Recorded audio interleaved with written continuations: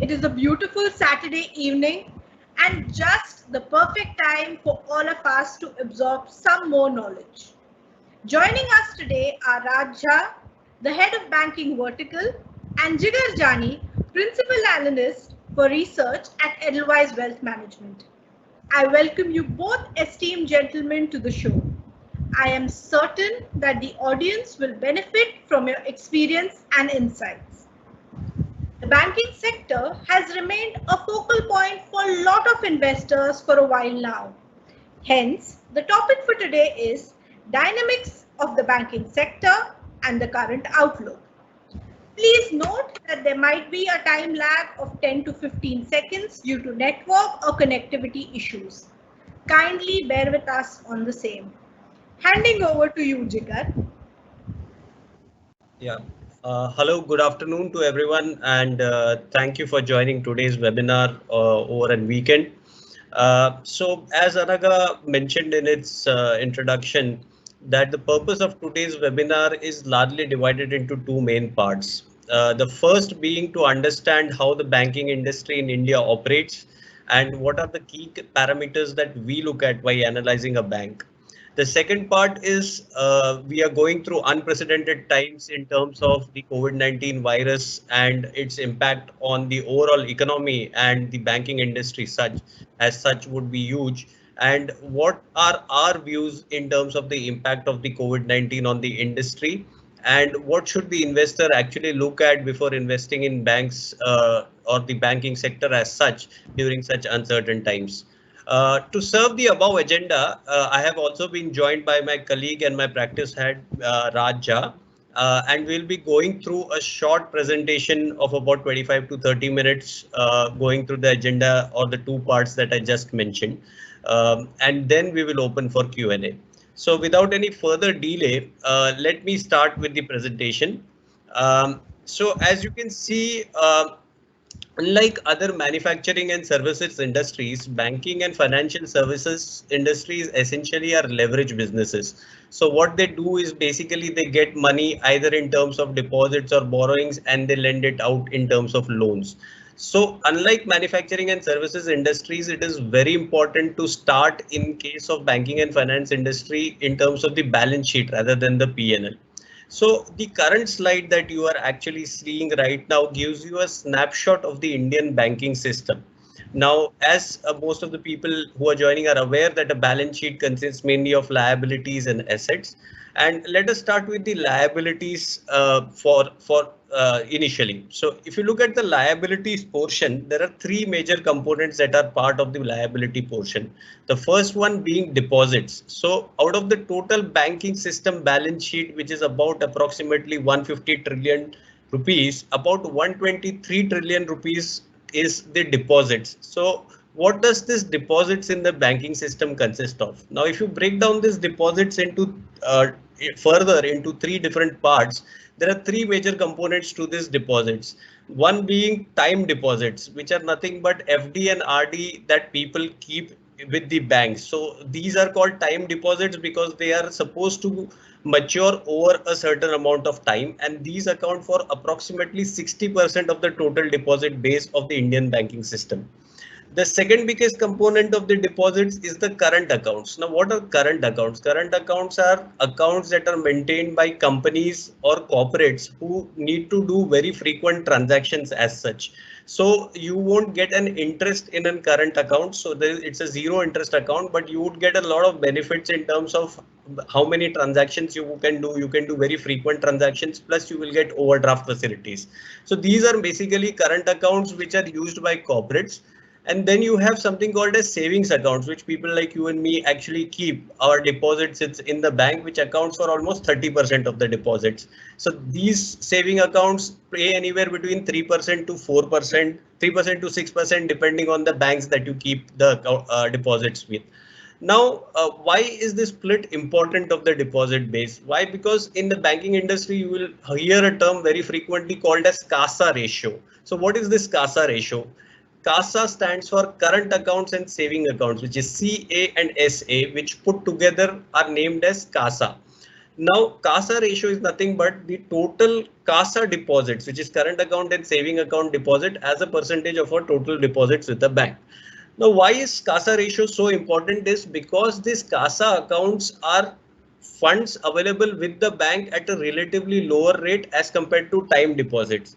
So the blended rate for CASA would be anywhere between 3.5 to 3%, whereas the blended rate for a time deposit of the entire banking system would be anywhere between 6 to 6.5%. So the blended cost of the deposits for the overall banking system currently stands at about 4.9%. So this is the essential biggest part of the liability franchise of the banking system. The second biggest component of the banking system is the borrowings. So what are these borrowings? Borrowings are something that you borrow from the market by issuing debt instruments like CP or certificate of deposits. Like banks go to the market and borrow this money at a certain rate, and then they lend out this money to customers like us. Now, as you can see, the approximate deposit base, the approximate borrowing cost of these borrowing is about 5.7%, which is higher than the blended cost of deposit of 4.9%. So this basically implies that it is expensive to borrow money from the market, and it is much better if you have a higher deposit base as compared to borrowing from the market and then lending it. The third biggest component of the liability side is the equity. Now, what is equity? Equity is nothing but the money that is put in by the promoters of the bank or the shareholder of the bank into the bank to run the bank, and whatever the profitability has accrued into the bank in the past, which is the normal mechanism for any balance sheet. However, what is unique in a bank is that RBI as a regulator of the bank maintains a certain minimum amount of capital adequacy ratio that should be maintained by banks as a percentage of your loans that are given out. So currently that statutory CAR ratio, you call it capital adequacy ratio, stands at a minimum of 10.5%. But if you look at what the banks are maintaining right now, public sector banks, essentially PSBs, are keeping 13.5%, and private sector banks are keeping about 16.1%. Now, why is this important is because if you want to grow your loan book at a faster rate, you should have enough capital available with you to grow, because as you continue to grow, you have to also keep on growing your equity capital or your capital adequacy beyond a certain limit.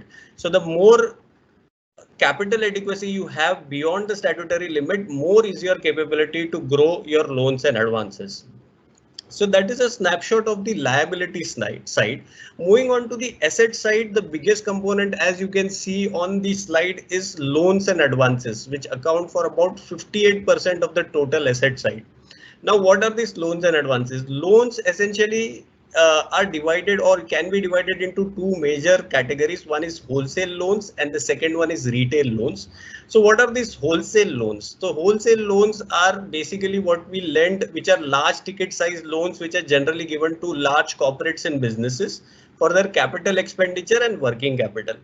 Okay, now by the very nature of this loans, these wholesale loans are offered at lower rates as compared, because there is a lot of competition and these are bulky loans. So the growth via these wholesale loans can be significant on your existing base. So there is a lot of competition of lending to these corporates, which is why they are offered at a lower interest rate or yield. On the other hand, you have something called as retail loans. So what are retail loans? Retail loans are loans जो आप और मैं लेते हैं, like home loans or car loans or personal loans, which people go and take for who are retail in nature, which are smaller in ticket size, granular in nature, but they are generally at a higher cost than wholesale loans. So this is the basic or the broad classification of the loan book. If you look at the other two bigger components of this asset side is the investments, which account for 26%, and cash at bank, which accounts for 8% of the balance sheet. Now, why are these there at such high levels? This is because there is also a regulatory thing here. RBI mandates safeguarding of deposits present in the bank. Therefore, it requires bank to keep a certain percentage of your cash and certain percentage of your asset, total asset book in cash and bank balances. Currently, that ratio minimum requirement is 3%, and it is called as a cash reserve ratio, CRR. Okay.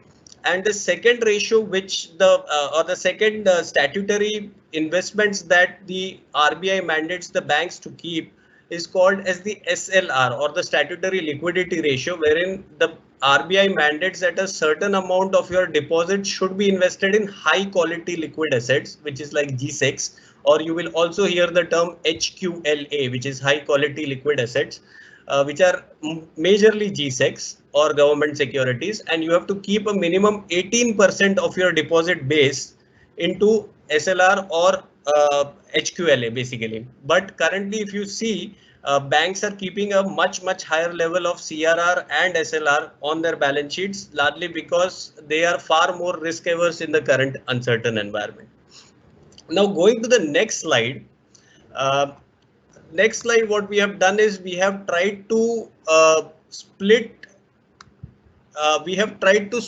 this balance sheet into public and private sector banks. So there are two key major points that I would like to discuss here in terms of why we have put in this slide. So if you look at the public sector banks, they account for almost 67% of the total deposits. So about 1 out of 120 trillion of total deposits that is there in the banking system, almost 85 trillion is with public sector banks, which means that public sector banks dominate in terms of the deposit market share. However, if you look at the net worth of these public sector banks, it is relatively lower at about 6% of the liability side. And we also saw that in the CAR ratio, which was 13.5% as compared to private banks' capital adequacy of 16%.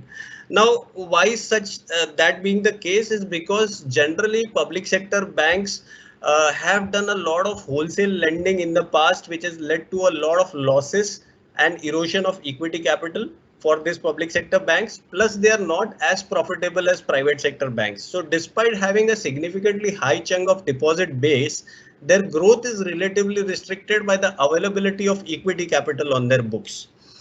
At the same time, if you compare it to private banks deposit share is relatively low as a percentage of the total system. But if you look at the net worth, they carry about 10% of their total liability side as net worth or equity, which helps them grow at a faster pace. Also, they are more profitable as compared to public sector banks, which we will refer to in the upcoming slides. And therefore, their ability to grow is at a faster pace as compared to public sector banks. Now, moving on to the next slide. So, what we have learned here is that public sector banks usually are constrained for capital and therefore have not been able to grow over the last few years. That is evident in the advances breakup. So if you look at the overall system-wide loans and advances as of 2010, private sector banks accounted for only 22% of the total advances that were given out.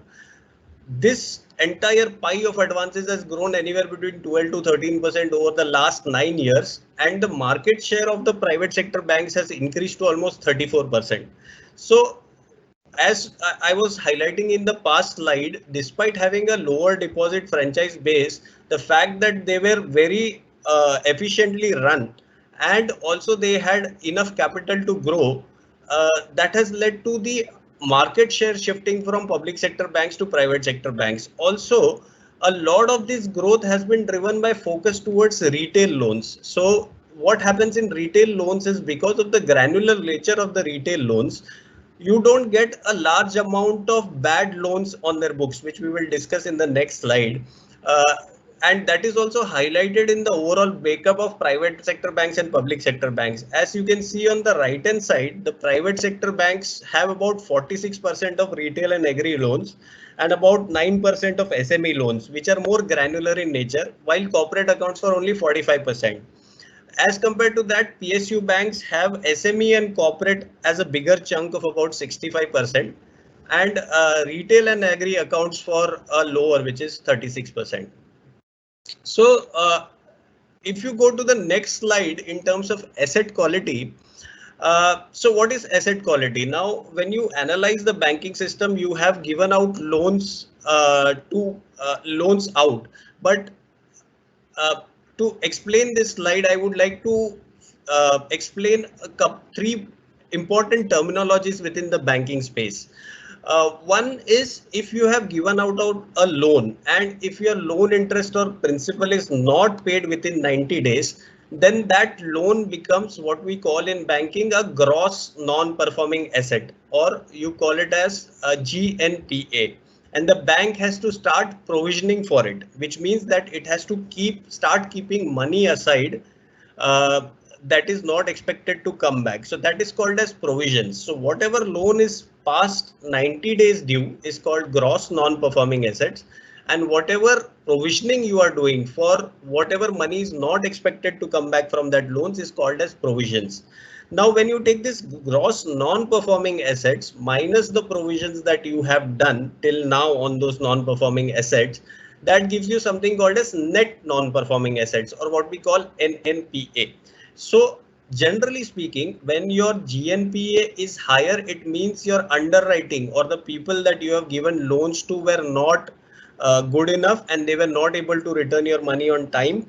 And also the higher the PCR or the provision coverage ratio, which means that the higher provisions you have done for your GNPA, the better it is, because you are better covered for your future losses that are expected to come in.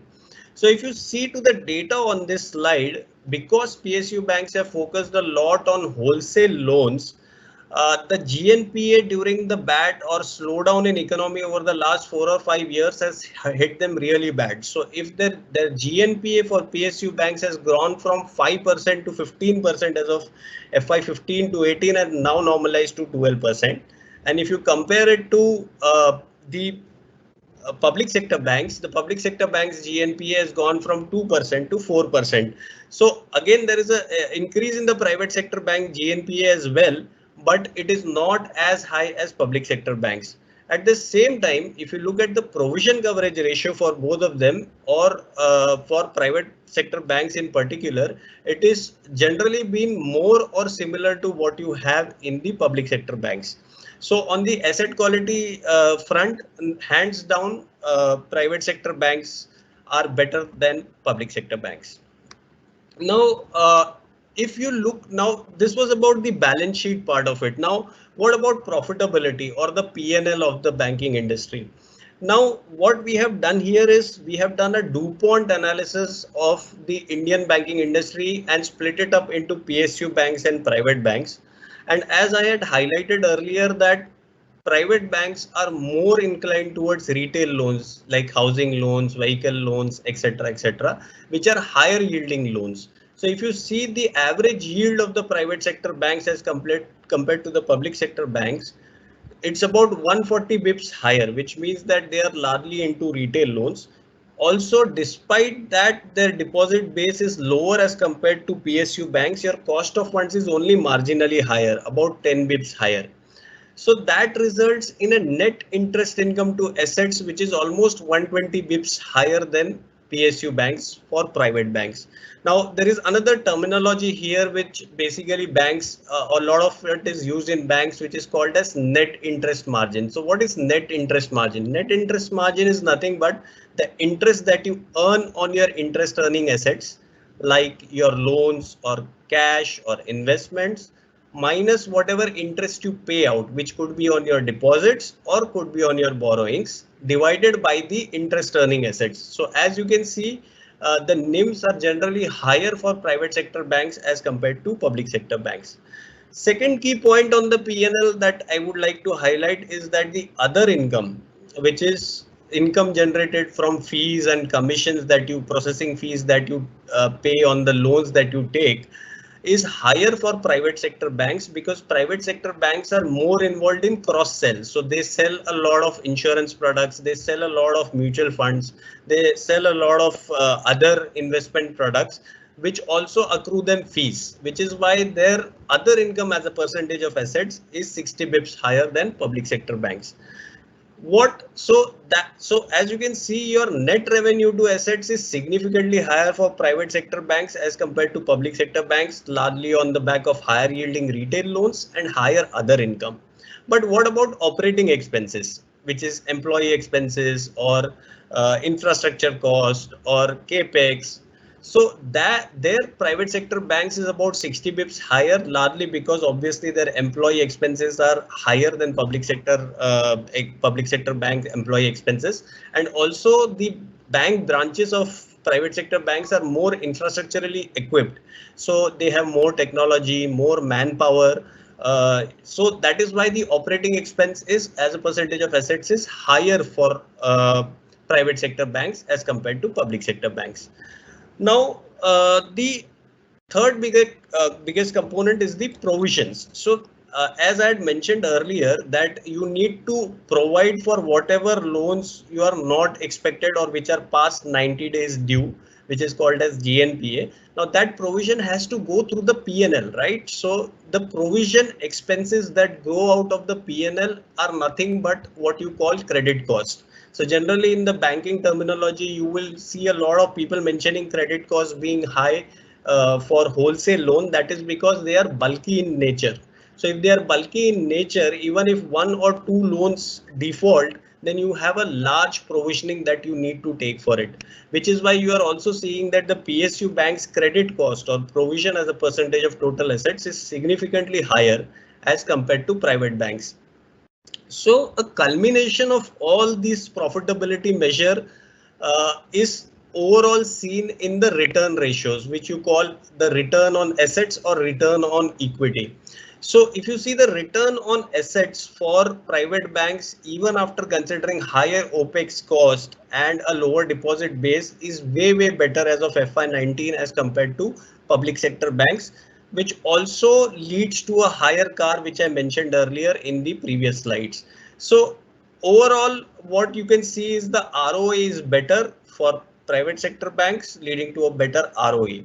So how does that translate into market valuations?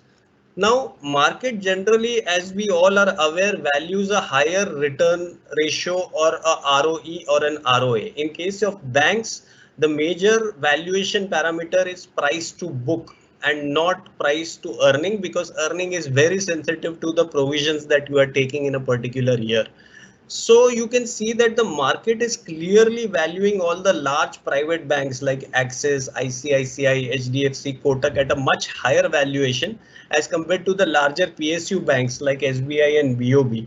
So the reasons for that is pretty much what I walked you through the entire 5 slides that I have taken you through, and I'll just like to summarize before I hand over to Raj. So what do we look at while we analyze a particular bank? So on the asset side, we look at what is the loan book composition. So how much is retail, how much is wholesale, what kind of underwriting they have done on the past. So whether they are doing more retail loans or whether they are doing more wholesale loans, and what are the cash and investments on the balance sheet, whether they are significantly above the regulatory requirement. If yes, then probably they can reduce that and use that for lending, right? On the liability side, again, like I mentioned, very important is the deposit base and the CASA ratio, because the higher the deposit base and the higher the CASA ratio, the lower is your cost of funds, which means that you are able to earn more higher net interest margin as compared to other banks which are borrowing more from the market or have a lower CASA ratio.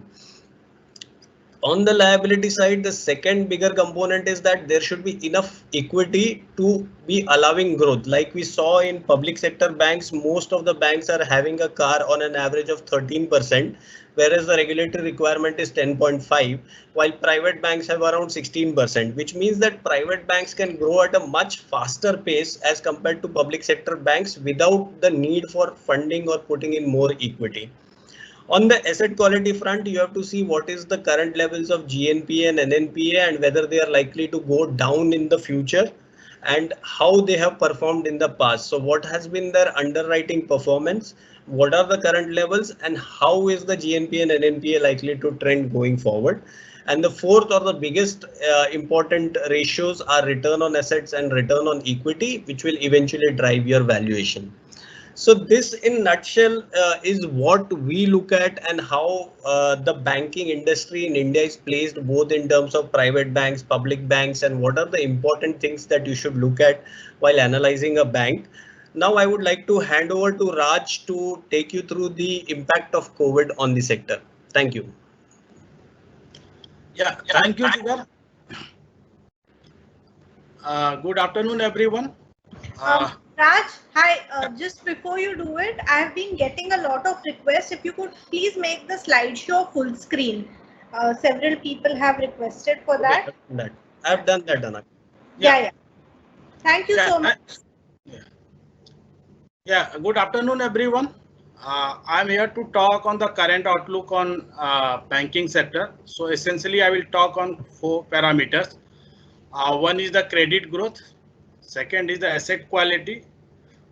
Third would be liquidity as well as the cost optimization. So if you look at the credit growth, what drives our credit growth? Yes, it is an economy which drives our credit growth. So Indian banking or across the globe, if you look at credit growth is generally linked with the nominal GDP growth rate. So if GDP is growing, let's say 1%, credit growth could be in the range of 1.2 to 1.3%. Last 5-6 years, we have seen the nominal GDP growth rate and the current credit growth rate remain almost similar in the nature. So based on our internal, house, I estimate nominal GDP is expected to be 5.5% for FY21, and FY22 it could be in the range of 9 to 10% nominal GDP. So we believe that the credit growth in the system is likely to be 5 to 6% for this year. Next year, FY22 could be in the range of 9 to 10%. We believe credit growth will not exceed at this point to the nominal GDP because there are lots of stress in the credit side. So what's the likely to which segment is likely to drive the this growth? We have seen 2 large phases 2007 and 2014 where wholesale drive the credit growth. 2014 to 2019-20 where retail have driven the credit growth. Now that we believe that the credit growth is likely to shift to the wholesale, wholesale some like working capital loan, or maybe in retail there would be a housing loan where security is a kind of secured loan. SME, personal unsecured loan, credit card, these are the segment at lower pace. The reason behind banks have tightened the credit underwriting norms. They have also reduced the eligibility criteria for lending. So this will reduce your ticket size as well as this will reduce the number of borrowers. So it will impact on the credit growth. So we believe that the credit growth in the range of 5-6 for FY21, 9 to 10% for FY22. Coming back to on asset quality, as Jigar has talked in detail that our asset quality is as of now is poor in terms of if you look at the current gross NPA is closer to 9%, where PSU has about 12%, private have about 4%. So again, if you dissect this segment, you will find that the gross NPA in the wholesale segment is about 14%, where SME it is about 12%, closer to 12. Retail is the safe one, where gross NPA is below 2%. Wholesale last 5-6 years we have seen there has been a massive deterioration in asset quality that was largely driven by the sluggish economy, lower capacity utilization that have increased the gross NPA. Going forward, we believe unsecured section like personal loan, credit card, SME, secured like lab and construction. These are the segment where we can see the gross NPA will emanate from that segment, where we can see these areas going to contribute higher in the asset quality pain. Where housing retail loan is likely to be safer at this point. Working capital loan is likely to be safer at this point, but we don't. But if lockdown is going to continue for longer period, then definitely there would be higher pain. So based on our internal estimate, we believe that the gross NPA could be higher by about 1% to 1.5%. But if lockdown continue maybe 2 months or more further, then this can be higher also. Based on the few management, they are saying that based on their internal assessment, they are saying this could be 80 bips to 100 bips higher. But we believe this could be higher. So if your gross NPA is going to be higher, it will have your credit cost also. This will impact your return and ratio. Third, I'm going to talk on the liquidity, which is not mentioned here. If you look at in the banking system as of now, there is enough liquidity. Liquidity is in the range of about 7.3 to 7.4 lakh crore. But if you look at the few private banks, small private banks, or their liquidity may be one of the region they have been struggling for higher liquidity, because since the cap on the Yes Bank withdrawal, there has been a huge outflow of the deposit from the small private bank and also perceived weak private banks. That led to the massive outflow of deposit. As a consequence of this, what RBI's governor said that they have reduced the liquidity coverage ratio from 100% to 80%. And also they have tried to boost confidence to the depositor that their money is safe. Since then, it seems that situation seems to be improving. So as Jigar has said, and also I'm going to large private banks, PSU bank, some mid-sized private bank, they have enough liquidity, but a small private bank, they are struggling to maintain the liquidity on day to day.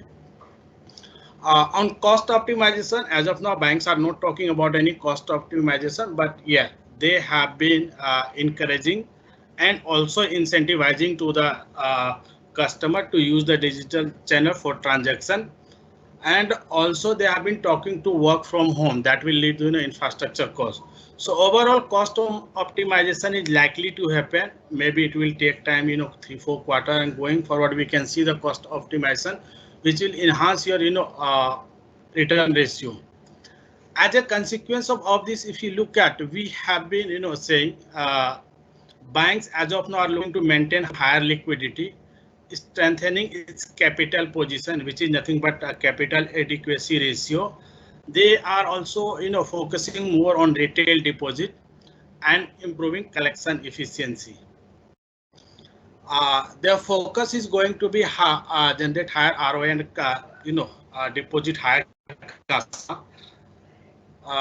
So in nutshell, if I have to summarize, credit growth is likely to be lower of average last 5-6 years. This year could be 5 to 6%. Next year could be in the range of 9 to 10. Asset quality pain is there, that could be higher by about 100 to 150 bits. If lockdown go higher, then this could be higher also. Liquidity is sufficient in the system. There is enough liquidity, but few private banks, small private banks are lower liquidity. Cost optimization is yet to be yet to be fruitful for the banks. So overall, we suggest to buy or to look at the bank which have lower cost to income ratio, higher capital adequacy, higher liquidity, strong balance, and expected to generate higher return ratio. This will open the floor for Q&A. Yeah, and I will open the floor for Q&A. Thank you so much, Raj and Jigar. That was indeed very insightful. And as Raj said, we now open the floor for Q&A. With that, I think, Raj, I would start with the first question for you. A lot of people have asking that, which banking stocks should one look at adding in their portfolio, given the current circumstances from a long-term perspective? So, Anaga, what we have said, what we and Jigar have said, that first we should look at the strong balance sheet, because if lockdown is going to be longer, let's say 3-4 months, impact on the asset quality would be much higher. So the bank which have very robust balance sheet, high CASA, lower capital, lower cost to income ratio, and chances of getting higher GNPA is very low. We should look at that bank, and capital adequacy is also high. So in that perspective, if you look at definitely Kotak Mahindra or HDFC Bank, ICICI, these are the bank which has all these they are coming with all these criteria, and I think this could be look at for horizon. Okay. The next question I will redirect it to Jigar. So Jigar, we have somebody asking that considering the current economic strain and consolidation of certain public sector banks, do you think that it is wise to invest in the banking sector compared to other sectors? Yeah, so it's a good question as of now, but what I would suggest is that it's very interesting because the guy who has asked the question has pointed out very important fact that there is a consolidation of PSU banks going on. And what we have seen in the past in terms of when SBI consolidated with its subsidiaries or BOB went through a consolidation phase, we saw that a lot of these banks were unable to grow or capitalize on the growth opportunities because they were focused on the consolidation of the operating efficiency per se, right? So that opens up a lot of room for growth, because if you look at even right now, public sector banks account for almost 67% or more than 60% of the total advances overall, almost 66% of the total advances. So there is a lot of headroom for these private guys, and that opportunity will actually become more larger once all these PSU banks go into consolidation, because they will not be focused on growth in any which ways. Most of the banks are largely or near about just about meeting their capital adequacy. And to considering the economic uncertainty, yes, like Raj mentioned, the growth will be lower over the next 6 months to 1 year, because obviously the economic activity will slow down, people will remeasure their capexes. तो there will be issues where company invest नहीं करेगी capex में, कोई working capital ज्यादा limit नहीं लेगा क्योंकि demand नहीं है. But what you have to also see that prices of some of this private banks have almost corrected anywhere between 40 to 50%. So if you are investing for a 2 or 3 year perspective, I think it's a very good time to invest in large private banks, because as he mentioned, public sector banks won't be able to grow because they will be going through consolidation for the next 1.5 year. And private banks are in a much better capital position to capitalize on growth whenever it comes back. So yes, 1 year you might face some pain, but if you're investing from a 2 year, 3 year perspective, like Raj mentioned, a lot of these private banks have corrected in valuations a lot, like HDFC Bank, blue chip names like HDFC Bank, ICICI Bank, Kotak Mahindra Bank, although Kotak has not corrected that much. But these guys have corrected like 30-40% from the recent highs. So it makes a very valid or a good entry point to look at. And if the economy has to grow, credit has to grow. Your economy cannot grow without credit growing, because India is a credit hungry economy. So if you, whenever the economic growth picks up, credit growth has to pick up. Okay. Thank you so much. I'll redirect the next question to Raj. There are a lot of people asking us questions on the NBFCs also. So could you just briefly tell us your outlook towards the NBFCs?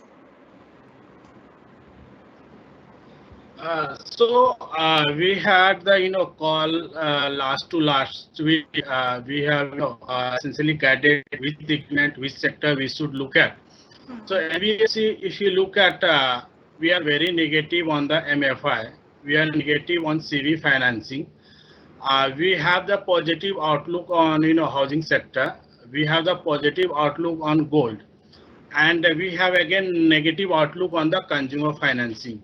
So MFI and consumer, both these sector are likely to be hit severely. The reason behind these are the unsecured loan, where people will tend to default unsecured loan higher than the secured. If they have to give the priority, they'll go first to pay the secured loan, and last in terms of priority will come to the unsecured loan. So GNP or asset quality deterioration in the unsecured loan is likely to be much higher. So in negative list we have the MFI, we have the consumer financing, third we have the CV financing, positive list we have the housing finance and the gold loan. So probably if you recall, we have given the call on HDFC parent company to buy, and we have been also pitching to Muthoot Finance, slightly lower prices as of now is not very comfortable in terms of valuation is concerned. And one CV company, despite being negative on the sector, we have been pitching that the Chola, because we look at their strength in terms of balance sheet, in terms of promoter strength, in terms of their product strength. We like the Chola at slightly lower valuation, maybe at 120, 130 we would be comfortable. So these are few names we are suggesting. As far as outlook, yes, 3-4 section or segment we are negative, and 2-3 in selective name we are positive, as we said, HDFC, Chola, and maybe Muthoot Finance. But HDFC moved up, so we'll wait, and at correction we'll buy again. Thank you so much, Raj. I'll ask the next question to Jigar. Now, this is very interesting. A person is asking that, do you see a change in the business model of banks? For example, will there be a lot more technological platforms for people to come and bank with post-COVID? Yeah, so I think that digitalization drive has been ongoing since about 4 or 5 years now. In fact, most of the banks, if you see, they have been very, very aggressive on actually digitalizing, and not just banks. It's across NBFCs as well, wherein even within microfinance, people are looking to do cashless collections and cashless disbursements, even for micro loans of 20, 25,000, etc. So this digitalization drive has been ongoing. Probably a lot of these digitalization initiatives have gone on the asset side, wherein people were looking at algorithms or scorecards to identify whom they should lend to. Now probably a lot more focus will go probably towards branch banking, how they can reduce it, how you can do a lot of collections that were earlier cash based on a non-cash basis. Like most of the collections, like big ticket, like housing loans, etc., personal loans are still collected digitally. But if you look at MFI, or if you look at CV financing, most of the collections are still done in cash basis. So probably that is one area where probably people will look more to invest their technology and go more digital. I think on the asset side, a lot of the technological initiatives have already been ongoing. I think that is just going to gather pace more. And I think a lot of these initiatives like WhatsApp banking, etc., is going to gain a lot of traction after this, because we have seen a lot of banks have their own apps, etc., from a long time. But I think that eventual transition to a common platform is likely to take place at a much faster pace. Okay, thank you so much. I'll ask the next question to Raj. There are certain people who are asking questions regarding, could you just give an outlook on insurance and how insurance will also sort of play a role within the changing dynamics of the banking industry? So if you look at the insurance, as of now seems to be one of the safe investment, because since COVID-19, people will opt for more health insurance, and also they will look at for the term insurance. And also from last few years we have seen because of product innovation, like ULIP and other product, where return is equivalent to some or slightly lower than the mutual fund return. So in terms of, if you look at one, risk profile, whether it's a health or in term plan. Second, in terms of investment purpose, which are fulfilling all the objective. And at this point, we believe that people are shifting, as we have seen the few results also in last 4-5 days, where the growth is much superior compared to they have. So, and it's a kind of safer thing, where a kind of asset quality risk or other risks would be slightly lower. So we believe that insurance could be a good sector to look at, to invest at this point. Maybe slightly expensive, wait and watch. If market is going to correct, that will definitely provide a good opportunity to invest. Where our insurance analyst is suggesting HDFC Life or ICICI and SBI.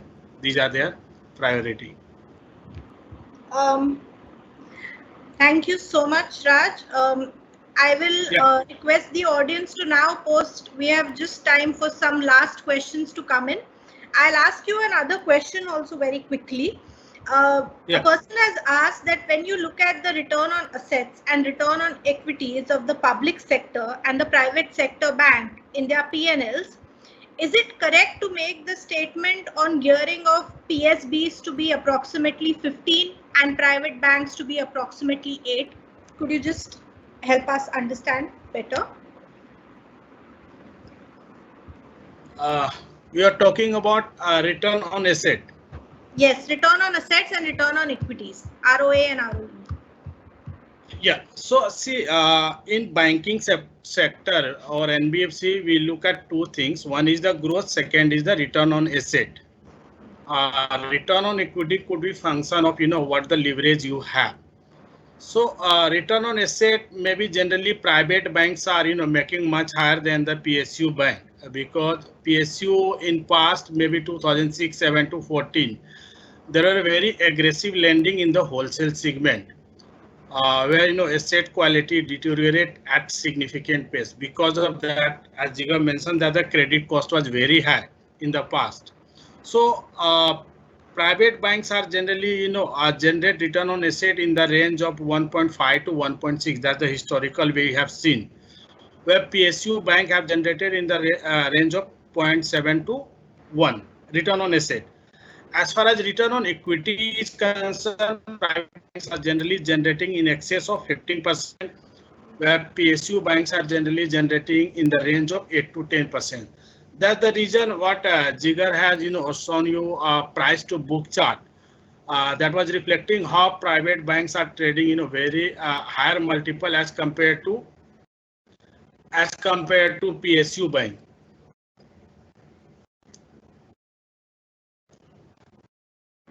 Yeah, Anaga. Yeah, thank you. So thank you, Raj, and thank you, Jigar. The session was very insightful, and we've been receiving a lot of comments on it. So I will quickly ask Jigar if you could summarize the session, and I'll move Raj next to you for our audience, please. Thank you. Jigar, we can't hear you. Could you please unmute? Yeah, so again, I would like to thank everyone who has joined the webinar on a weekend, on an afternoon. I know it would be, we would be feeling very lazy to join into a webinar on a Saturday afternoon, but thanks for joining in. I hope this has been of help.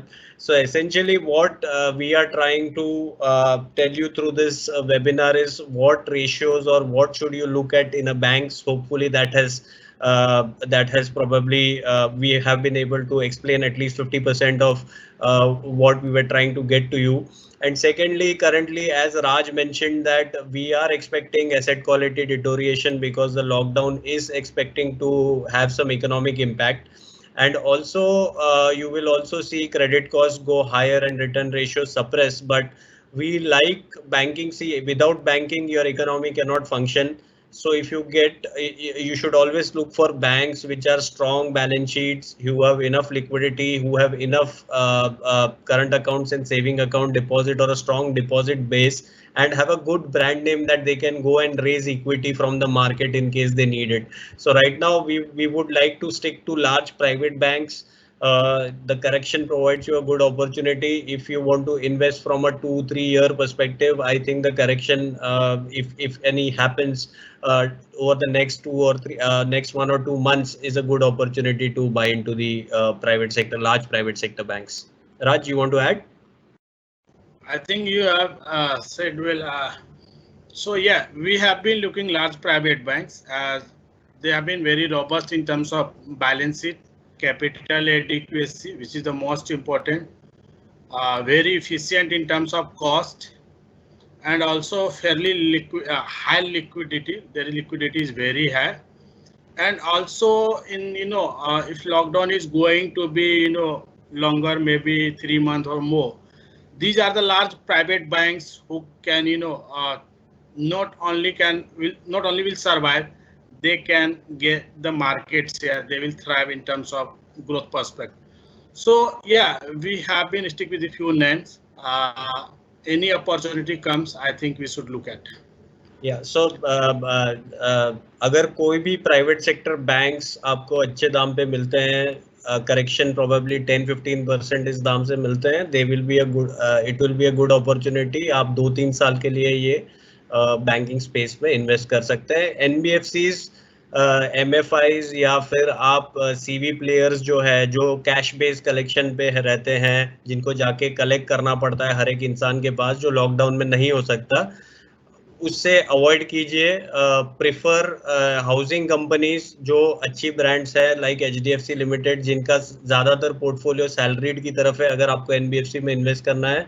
या फिर आप gold finance में जा सकते हैं, जहां पे आपका एसेट बेस्ड गोल्ड है, जो आप इजीली लिक्विडेट करके आपका लोन, आपका कंपनी का लोन वापस आ सकता है, क्योंकि वो जो गोल्ड देते हैं गिरवी, वो बेच के आपका लोन वापस आ सकता है.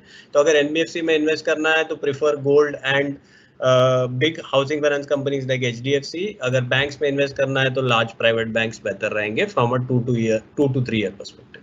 That's it, Anaga. I think that summarizes what we want to say. Yeah, thank you for joining on the Saturday. Yeah, Naga, we'll close the webinar.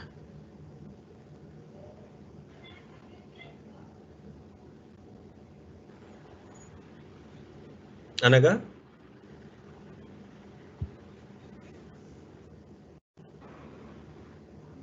Hello? Yeah, 1 minute. Thank you so much. I believe I just got cut off for a moment there. Thank you so much, Jigar and Raj. It was an immense pleasure to have you on board. I'm certain that the audience took a lot away from your insights, and from what I'm reading in the comments, they enjoyed the presentation also very well. It was very detailed, and I think it answered a lot of their questions. So thank you for joining us on a Saturday. And to our audience, it is a weekend, but thank you so much for tuning in. We look forward to having you all join us back again on 8th May for our next webinar. Till then, stay home, stay safe, and stay calm. Thank you so much. Thank you. Thank you.